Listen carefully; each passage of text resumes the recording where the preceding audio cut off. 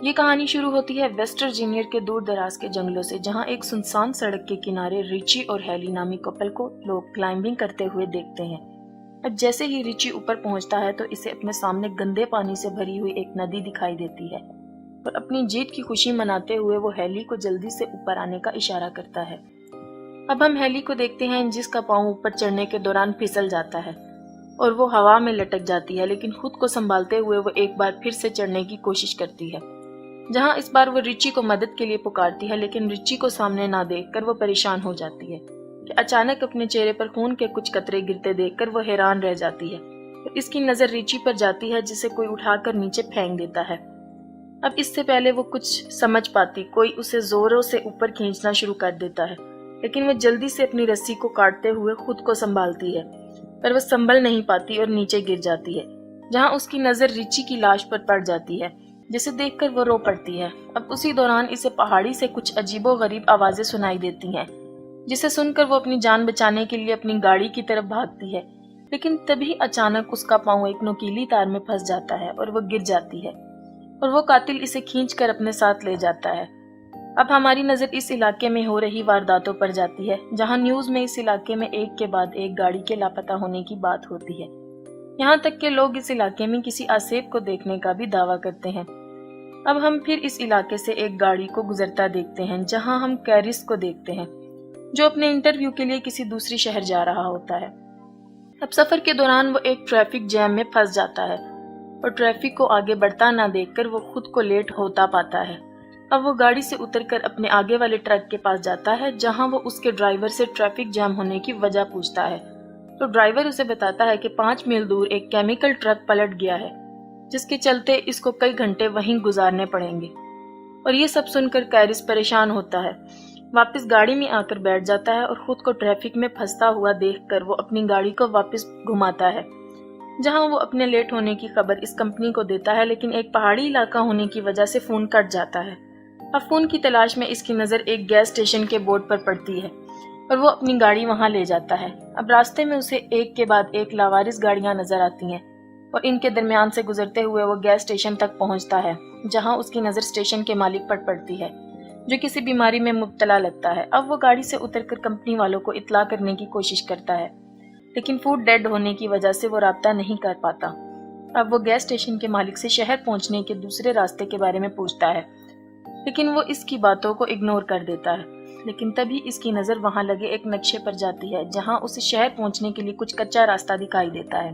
अब वो gas station के मालिक से उस रास्ते के बारे में पूछता है, जिसे सुनकर वो इसे इस रास्ते के जाने की सलाह दे देता है। अब वो गाड़ी लेकर उस रास्ते की तरफ रवाना हो जाता है, जहां वो घने जंगलों से होता हुआ एक इंटरसेक्शन तक पहुंचता है, जहां इसे एक शॉर्टकट रास्ते का बोर्ड दिखाई देता है। अब वो ये सब देखकर सोच में पड़ जाता है और अपनी गाड़ी को इस कच्चे रास्ते की तरफ ले जाता है, और इसकी नजर एक मरे हुए हिरन पर जाती है और इसे देखने के चक्कर में इसकी गाड़ी सामने की गाड़ी से टकरा जाती है, जिससे दोनों गाड़ियों का भयानक एक्सीडेंट होता है। लेकिन कैरिस इस हादसे में बच जाता है। अब इस गाड़ी के मालिक शोर सुनकर इसकी तरफ आते हैं, जहां वो इसका हाल पूछते हैं। अब खुद को संभालते हुए कैरिस इनसे माफी मांगता है और नुकसान की रकम देने की बात करता है। साथ ही वो इनसे बीच सड़क में गाड़ी खड़ी करने की वजह पूछता है, जहां फ्रांसिन उसे बताती है कि सड़क पर किसी ने कंटीली तार बिछा रखी थी, जिसकी वजह से इनकी गाड़ी का एक टायर फट गया है। अब इनकी एक सहेली पिछले गैस स्टेशन पर जाके कॉल करने का कहती है, लेकिन कैरिस इन्हें वहां जाने से मना करता है और सभी अकेले चलने का फैसला करते हैं। लेकिन इवान और फ्रांसिन गाड़ियों की देखभाल करने के लिए पीछे ही रुक जाते हैं। अब रास्ते के दौरान उनकी नजर सड़क पर मरे एक नेवले पर जाती है, जिसे देखने से लगता है कि किसी ने दरमियान से ही इसको फाड़ कर फेंक दिया हो।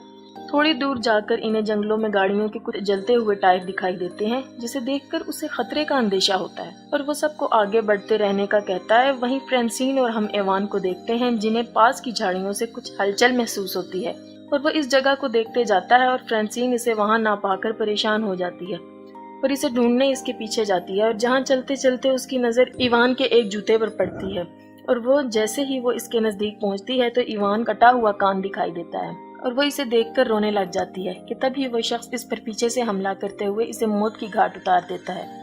वहीं बाकी लोगों को हम रोड के आखिर में देखते हैं, लेकिन चारों मदद के लिए निकल पड़ते हैं। चलते चलते इनकी नजर एक घर पर जाती है। अब वो मदद मांगने के लिए घर की तरफ जाते हैं, कैरिस ढेर सारी गाड़ियों को देखकर परेशान हो जाता है और मदद मांगने के लिए घर का दरवाजा खटखटाता है। जल्द ही इनको पता चलता है कि इस घर में कोई नहीं है। अब वो सब कॉल करने के लिए घर के अंदर आते हैं, जहां इनकी नजर खाने के टेबल पर जाती है, जिसे देखकर लगता है कि बरसों से इस घर में सफाई नहीं हुई। और दूसरी तरफ चश्मे और गाड़ियों की चाबियां मिलती हैं।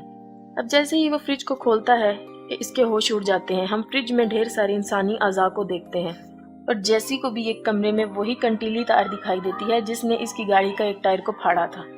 अब ये सब देखकर चारों वहां से भागने लगते हैं कि तभी कैरिस की नजर खिड़की से बाहर जाती है, जहां इसे एक गाड़ी इनकी गाड़ियों के साथ वहां आते हुए दिखाई देती है।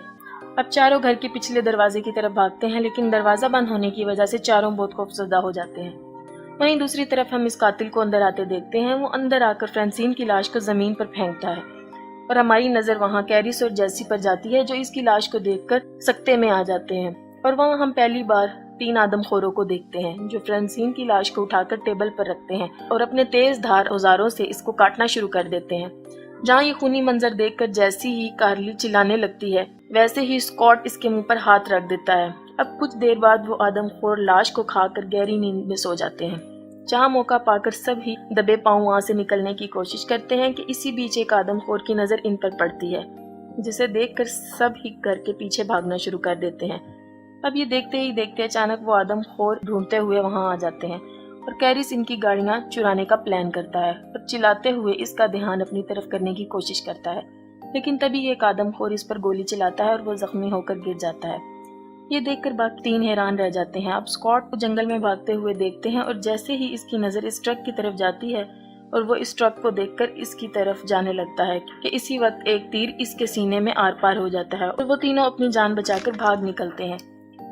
जहाँ कुछ दूर जाकर इनका ट्रक कीचड़ में फंस जाता है और इन सबको वो ट्रक वहीं छोड़ना पड़ता है। तीनों अपनी जान बचाते हुए जंगल से सड़क की तरफ निकल पड़ते हैं। दिन से शाम हो जाती है और वो आदमखोर इन तीनों के शिकार पर निकल पड़ते हैं।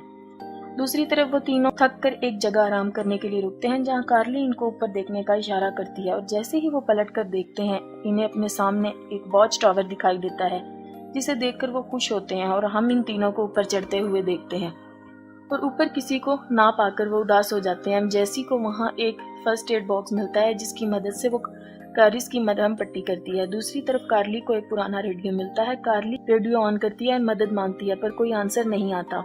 कैरिस को नीचे से कुछ आवाजें सुनाई देती हैं और वो देखता है तो इसकी नजर नीचे से गुजर रहे इन तीनों आदमखोरों पर पड़ती है और तीनों टावर पर चढ़ते हुए दिखाई देते हैं और इनको ऊपर आता देखकर कैरिस वहां रखे हुए सामान को टावर के एंट्री गेट पर रखना शुरू कर देता है और कुछ देर बाद वो इनको वहां से जाते हुए आता है और कार्ली रेडियो पर अपने लोकेशन बताती है और तभी वो आदमखोर रेडियो की वायर को तोड़ डालते हैं और टावर को आग लगा देते हैं। अब खुद को जलता देखकर कार्ली अपनी जान बचाने के लिए वहां रखे एक बक्से की मदद से टावर की खिड़की को तोड़ डालती है और कैरिस की नजर टावर के नीचे दरख्तों पर जाती है और तीनों अपनी जान बचाने के लिए दरख्तों पर कूदते नजर आते हैं, जिन्हें नीचे खड़े आदमखोर देख लेते हैं और तीनों को पकड़ने के लिए दरख्तों पर चढ़ना शुरू कर देते हैं और इनको आता देखकर वो तीनों एक दरख्त से दूसरे दरख्त पर जाते दिखाई देते हैं, जहाँ एक दरख्त को पार करने के दौरान एक आदमखोर कार्ली के नजदीक पहुंच जाता है और मौका पाकर अपनी कुल्हाड़ी से इसके चेहरे पर वार करते हुए इसके 2 टुकड़े कर डालता है। अब कैरिस खुद को संभालते हुए उठता है और तभी उसे अपने पीछे एक गाड़ी का शोर सुनाई देता है और इसे एक पुलिस की जीप दिखाई देती है और वो भागते हुए इस गाड़ी को रोकता है। जैसे ही पुलिस वाला इसकी मदद के लिए आगे बढ़ता है, उसी वक्त एक तीर इसकी आंख के आर पार हो जाता है। अब हम एक आदमखोर को देखते हैं जो कैरिस को मारने आता है और कैरिस अपनी जान बचाकर गाड़ी के नीचे छुप जाता है और अब आदमखोर इसे देखने के लिए नीचे झुकता है और गाड़ी के नीचे कुछ ना पाकर वह हैरान रह जाता है। और अब हम इस घर को देखते हैं जहाँ इन आदमखोरों ने जैसी को बांधा हुआ था और जैसे ही वो वन आई आदमखोर जैसी को मारने लगता है, इसे बाहर से आती गाड़ी का शोर सुनाई देता है, जिसे देखकर वन आई दरवाजे की तरफ बढ़ता है। कैरिस गाड़ी लेकर इस पर हमला करते हुए कुचल डालता है और गाड़ी से उतरते ही वो आखिरी बचे हुए वाहन को एक नोकीली तीर से हमला करते हुए इसे भी मार डालता है। कैरिस जैसी को बचाते हुए इसे खोलने लग जाता है और इसी बीच एक आदमखोर इस पर फिर से हमला कर देता है। अब कैरिस को मरता देखकर जैसी पास रखे एक तीर की मदद से इसे मार डालती है। अब वो दोनों घर से बाहर निकलते हैं, लेकिन उसी बीच कैरिस की नजर पुलिस की गाड़ी पर जाती है, जहां वो इसकी गाड़ी के फ्यूल बॉक्स को निशाना बनाता है, जिसके चलते वहां एक जोरदार धमाका होता है और इस घर के परखच्चे उड़ जाते हैं। अब हम दोनों फिर से इस सड़क को देखते हैं जहाँ वो दोनों ٹرک کے ذریعے گیس اسٹیشن تک پہنچے تھے اور ٹرک کو اپنی طرف آتا دیکھ کر اسٹیشن مالک ڈر کر دروازہ بند کر دیتا ہے اور کیرس ٹرک سے اترتا ہے اور وہاں لگے اس میپ کو اتار کر روانہ ہو جاتا ہے۔